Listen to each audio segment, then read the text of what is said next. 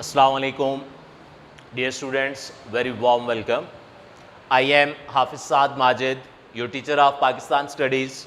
We are discussing chapter number 1 of class 9th Punjab textbook board के accordingly हम पहला chapter जो है वो पढ़ रहे हैं और उसमें हमारा आज का टॉपिक है अल्लामा Iqbal and ideology of Pakistan, अल्लामा इकबाल और नज़रिया पाकिस्तान। ये हमारा एक्सरसाइज का लॉन्ग क्वेश्चन नंबर 3 है। बहुत इंपॉर्टेंट क्वेश्चन है, बोर्ड के पेपर्स में आ चुका हुआ है, मार्क कर लीजिएगा। आज के लेक्चर में जो पॉइंट्स हम डिस्कस कर रहे होंगे मेनली दोज आर आइडियोलॉजी, नज़रिया का तसव्वुर कि नज़रिया से क्या मुराद है, उसके बाद ideology of Pakistan and introduction of अल्लामा इकबाल, अल्लामा इकबाल का मुख्तसर सा तारुफ and finally the role of Allama Iqbal in Pakistan movement, तहरीक पाकिस्तान में अल्लामा इकबाल का किरदार। तो सबसे पहले हम नज़रिया की बात करते हैं, आइडियोलॉजी। आप चैप्टर 1 के फर्स्ट लेक्चर में भी ये पढ़ चुके हुए हैं। N outline of thoughts designed to achieve any purpose is called ideology. किसी भी मकसद के हुसूल के लिए बनाया गया फिक्री खाका नज़रिया कहलाता। कोई भी काम आपने करना है, कोई भी टारगेट आप अचीव करना चाहते हैं, उसके लिए आपका जो प्लान है कि इसको कैसे अचीव करना है, जो माइंड मैपिंग आप करते हैं, उसको नज़रिया कहा जाएगा। इसके बाद आगे नेक्स्ट है आइडियोलॉजी ऑफ पाकिस्तान। अब नज़रिया पाकिस्तान क्या है? Overall concept of Pakistan movement and creation of Pakistan is called ideology of Pakistan. नहीं, तहरीक पाकिस्तान और तामीर पाकिस्तान के मजमूई तसव्वुर को नज़रिया पाकिस्तान कहा जाता है। ये भी आपने थर्ड लेक्चर के अंदर ये पढ़ा था, सेकंड लेक्चर के अंदर ये आपने पढ़ा था, जिसमें हमने ये बात की थी कि जो तहरीक पाकिस्तान है, पाकिस्तान की जो डिमांड की गई थी उसकी क्या रीज़न थी। जब हमने पाकिस्तान बना लिया है तो अब हम पाकिस्तान को किस तरह डेवलप करना चाहते हैं, क्या बनाना चाहते हैं, ये जो पूरा एक माइंडसेट है, this is called ideology of Pakistan. Next इसके बाद एक छोटा सा पॉइंट हम इसमें ऐड करेंगे इस क्वेश्चन के अंदर, and that is introduction of Allama Mohammad Iqbal. Allama Iqbal was born on 9th of November 1877 eight Sialkot. बहुत इंपॉर्टेंट फेमस पॉइंट है। 9 नवंबर 1877 को सियालकोट में पैदा हुए। आपके वालिद का नाम शेख नूर मोहम्मद था। आपने अपनी इब्तदाई तालीम अपने वालिद से ही हासिल की, फिर वहाँ के एक मकामी तालीमी इदारे से प्राइमरी, मिडल और मैट्रिक के इम्तहानात पास किए। आफ्टर दैट फ्रॉम मरे कॉलेज सियालकोट ही completed his FA, intermediate complete किया। Then from government college Lahore BA complete किया और उसके बाद for higher studies he went to London and in London he got admission in Trinity college, Cambridge के अंदर बड़ा मशहूर कॉलेज है ट्रिनिटी कॉलेज, वहाँ पर आपने एडमिशन लिया। बैचलर्स ऑफ आर्ट्स की डिग्री कंप्लीट की। In the mean time London के अंदर ही लिंकन्स इन से आपने बार एट लॉ कंप्लीट किया, बैरिस्टरी की डिग्री ली आपने लिंकन्स इन से, and finally he went to Munich university, वहाँ से आपने फिलॉसफी के अंदर PhD की डिग्री हासिल की। सो he was a philosopher, a lawyer, a poet and a scholar as well.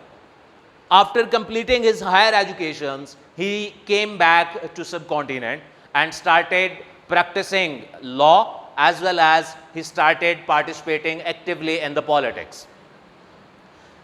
Here is the next step. आपकी बुक में अब जहाँ से टॉपिक स्टार्ट हो रहा है वहाँ पर पहली हेडिंग आपने ये बनानी है। ये पहले पिछले पॉइंट्स जो हैं, ये आइडियोलॉजी और आइडियोलॉजी ऑफ पाकिस्तान, ये हम पहले पढ़ चुके हुए हैं।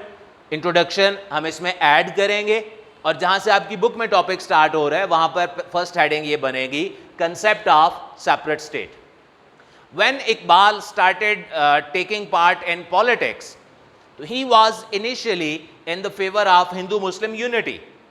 आप ये चाहते थे कि हिंदू और मुस्लिम मिलकर रहें, उनमें इत्तेहाद हो, उनके जो आपस के इख्तलाफात हैं वो ख़त्म हो जाएं। लेकिन आफ्टरवर्ड्स जब उन्होंने क्लोजली ऑब्जर्व किया हिंदू पॉलिटिशियंस के माइंडसेट को, कांग्रेस की लीडरशिप की पॉलिसीज़ को उन्होंने देखा, तो फिर इकबाल का भी तसव्वुर तब्दील हुआ اور پھر ہندو مسلم یونٹی کی بجائے انہوں نے ٹو نیشن تھیری، دو قومی نظریے کو سپورٹ کرنا سٹارٹ کر دیا. And he awakened the Muslims of subcontinent through his poetry. اپنی شاعری کے ذریعے انہوں نے برِ صغیر کے مسلمانوں کو بیدار کیا، ان کو یہ تصور دیا کہ اپنے آپ کو ایک الگ قوم کے طور پر منوائیں اور اپنے لیے ایک الگ ریاست کا مطالبہ کریں. نیکسٹ پوائنٹ از الہ آباد ایڈریس، خطبہ الہ آباد in 1930. the most important point board کے پیپرز میں ایز ایم سی کیو کئی دفعہ پوچھا جا چکا ہے، مارک کر لیجئے. الہ آباد address was in 1930. Allahabad is a famous place in India. وہاں پر ایکچولی مسلم لیگ کا 22nd اینول سیشن ہو رہا تھا جس کی صدارت علامہ اقبال نے کی، اور وہاں پر انہوں نے جو اپنی تقریر کی تھی اس کو خطبہ الہ آباد کہا جاتا. In that speech he stated that the formation of a consolidated state appears to me to be the best interest of, or to be the final destiny of the Muslims, at least of north west of India.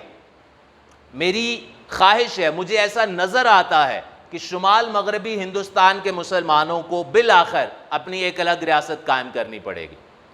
کیوں ایک separate state بنانی پڑے گی ان کو؟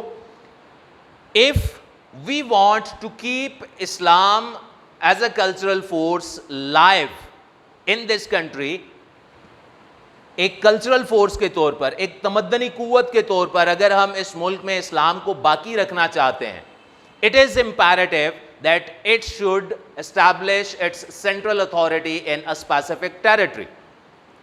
اگر ہم نے اسلام کو ایک تمدنی قوت یعنی ایک مذہب کے طور پر، زندگی گزارنے کے ایک طریقے کے طور پر اس ملک میں زندہ رکھنا ہے، تو اس کے لیے ضروری ہے کہ مسلمان ایک مخصوص علاقے میں اپنی مرکزیت قائم کریں، اپنی حکومت قائم کریں.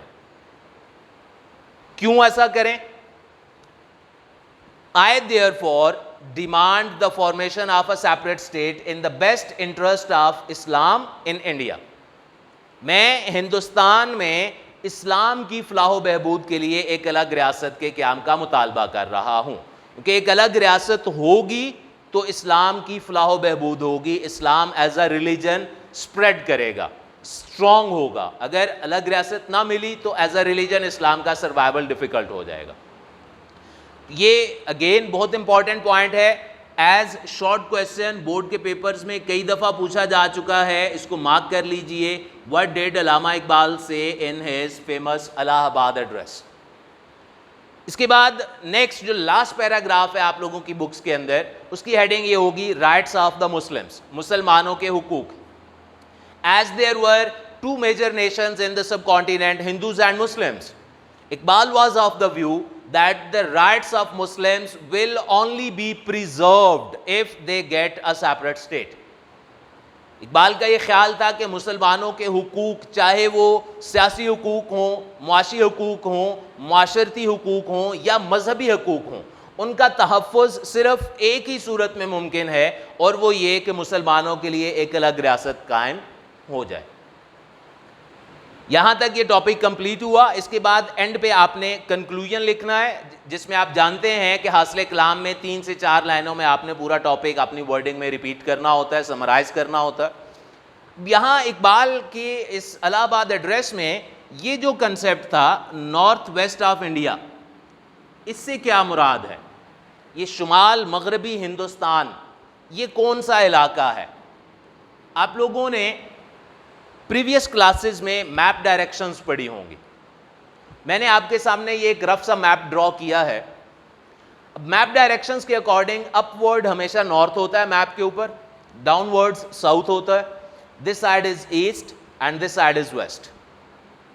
اب اقبال نے یہ کہا تھا کہ شمال مغرب میں اور بر صغیر کے شمال مغرب میں، ٹھیک ہے جی. اب بر صغیر یعنی سب کانٹیننٹ یا پارٹیشن سے پہلے اگر انڈیا کہا جائے تو اس میں پورا بر صغیر آتا ہے، جس میں یہ 3 میجر کنٹریز ہیں، پاکستان، انڈیا اینڈ بنگلہ دیش. یہاں پر آپ کو 3 اور بھی کنٹریز نظر آ رہے ہوں گے، چھوٹے چھوٹے کنٹریز ہیں، نیپال، بھوٹان، سری لنکا. یہ ساؤتھ ایشیا کا، جنوبی ایشیا کا حصہ ہیں، ان کے ساتھ یہاں پر مالدیوز ہے, وہ بھی ساؤتھ ایشیا کا پارٹ ہے, لیکن سب کانٹیننٹ میں اگر ہم دیکھیں تو اس میں یہ 3 ہی آئیں گے, بنگلہ دیش, انڈیا اور پاکستان. اب میپ ڈائریکشنز کے اوپر اگر دیکھیں تو اپ ورڈز نارتھ ہے, this side is west. Iqbal نے کہا تھا نارتھ ویسٹ, تو نارتھ اور ویسٹ کے درمیان میں یعنی یہاں پر یہ جو کارنر بنے گا, دس از نارتھ ویسٹ, یہ شمال مغرب ہے. اب اس کے اکارڈنگلی اگر ہم اس میپ کو دیکھیں تو یہاں پر آپ دیکھیے upwards north, this side is west, اور اس کے درمیان یہ کارنر جو ہے دس از نارتھ ویسٹ. اب یہ نارتھ ویسٹ میں دیکھیں کون سا ریجن ہے, Pakistan.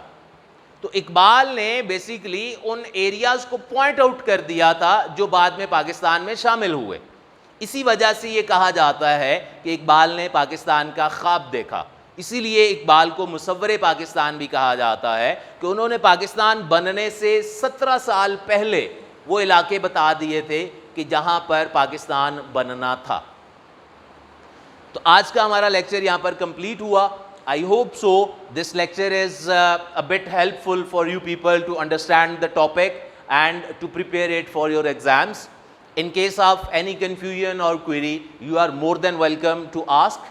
I am eagerly waiting for your feedback. Kindly لازمی طور پر شیئر کیجئے گا. نیکسٹ ویڈیو کے اندر اگلے ٹاپک کے ساتھ اگلے لیکچر میں ایک دفعہ پھر ملاقات ہوگی. تب تک کے لیے اللہ حافظ.